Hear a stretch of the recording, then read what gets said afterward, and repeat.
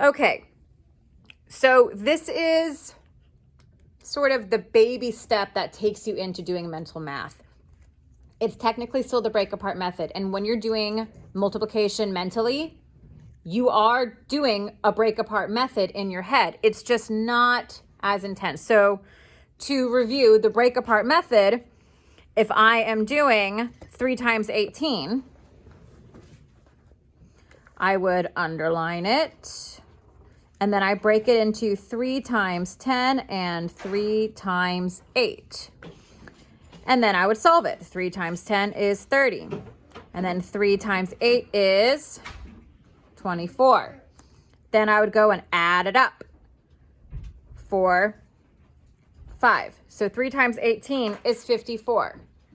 If this way makes you happy, you keep going this way. You keep doing it this way.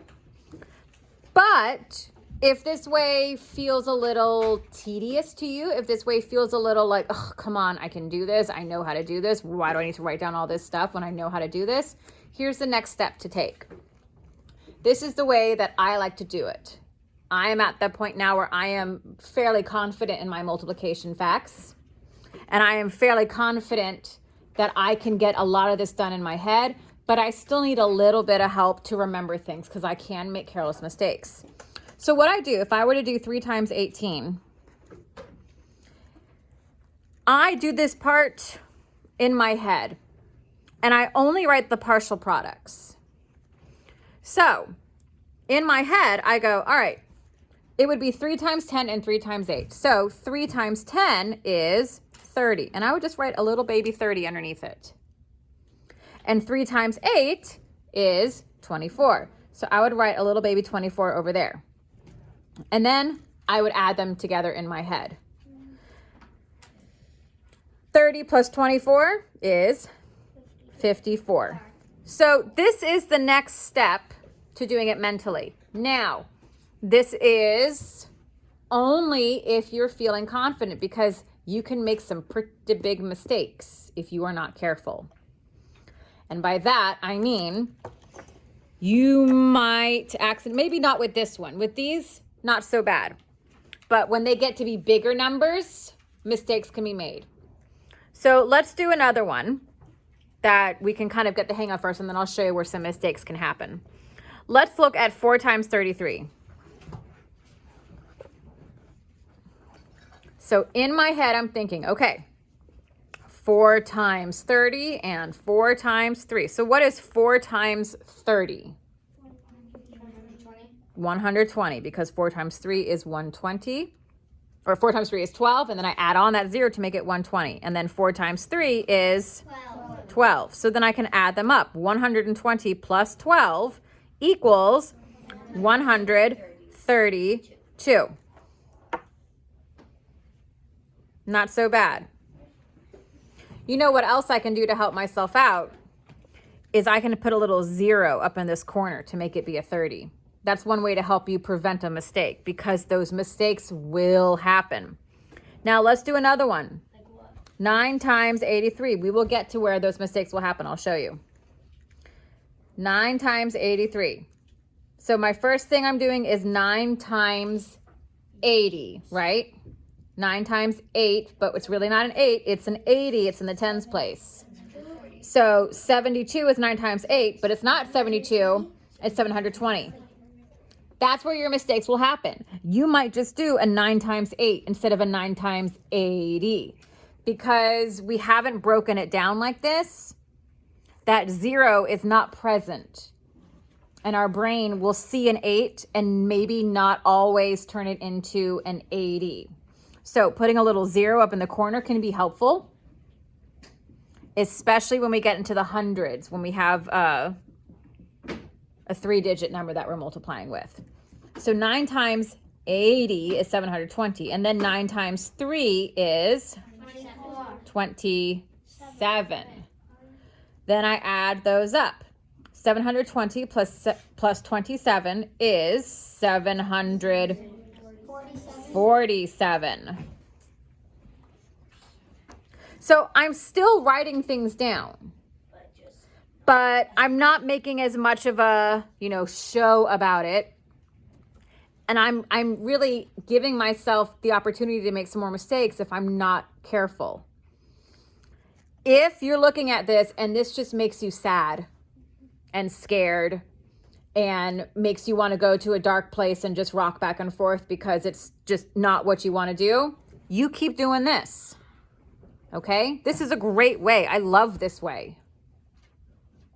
But if you're ready to try and move on a bit and you know you're not going to make a lot of mistakes, because this is a great way to make a lot of mistakes if you're not quite there, then go back and do it this way. There is no shame in that. There are some problems that I can do like this, no problem. There are some problems I need to do it like this.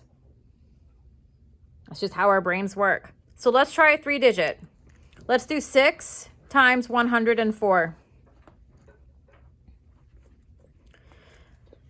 Technically, I've only got 2 numbers here. There's nothing in the tens place. So it's going to be 6 times 100. And if I need to, I can put 2 zeros here because that's in the hundreds place. And 6 times 100 is 600. Skipping the tens, it's now 6 times 4 is 24. Add them up, 624. What about an even bigger one? 2 times 394.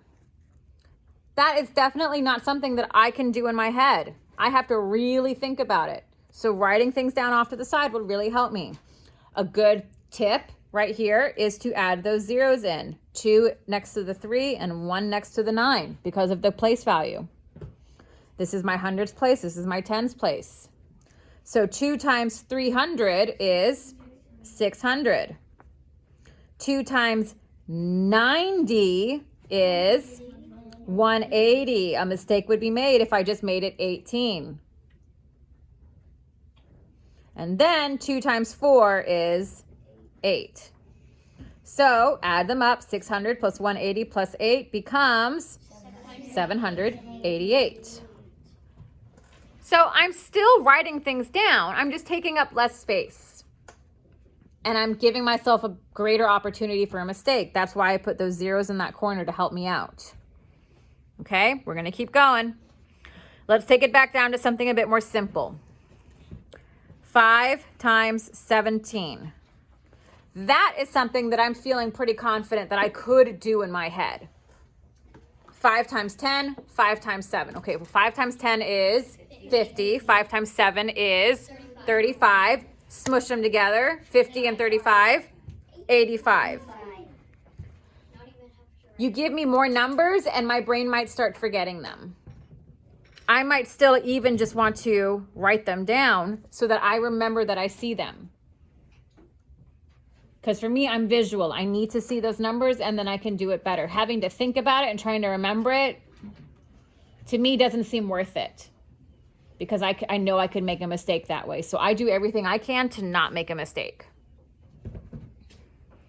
Okay, how about a big one again? 3 times 295. Again, something no way I could ever do this in my head. And some of you probably can. Some of you somehow got blessed by the math gods and numbers magically appear in your brain and they're always correct. And super awesome for you. I don't know how you do it. But if numbers appear in your head and they're always correct, cool, great. Today, you can just write those numbers down because this is mental math. But if you're like me, numbers do not appear in my head. I have to fight really hard to make numbers appear in my head. And this is how I do it to make sure that I'm successful. So I start, I'll put some zeros in the boxes to make that 2 a 200, to make that 9 a 90, so I don't accidentally forget to add my zeros afterwards. 3 times 200 is 600. 3 times 90 is 270, not 27.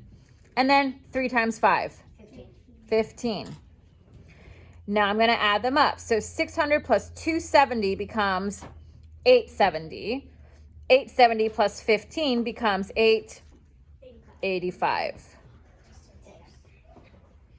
And even if this addition part is a little bit tricky for you, you can absolutely rewrite it off to the side as a stacked problem to make sure that you are getting the correct answer. You do whatever it takes to make sure your answer is correct. That's the most important part. Okay, are we feeling okay about this? Yes. If we are not, what are we doing? We're doing the break apart. We're doing full-on legit break apart. But test yourself. Maybe some of the smaller ones, the 2-digit ones, start with those. As long as you're putting those zeros in the boxes, that's a good reminder. We need to put the zeros in. You don't have to if you don't want to, but I strongly recommend putting those zeros in the boxes, because let me tell you, I see a lot of mistakes happen. I see a lot of people, instead of it being 885, they did 600 plus 27 plus 15. That turns it into a whole different answer. That's way off because they forgot to add that 0 because they saw a 9 and they did times 9 and not times 90. Okay? So, keeping track, writing tiny little numbers underneath. If that's freaking us out, if we're noticing we're making mistakes, we go to the break apart method. Okay? All right.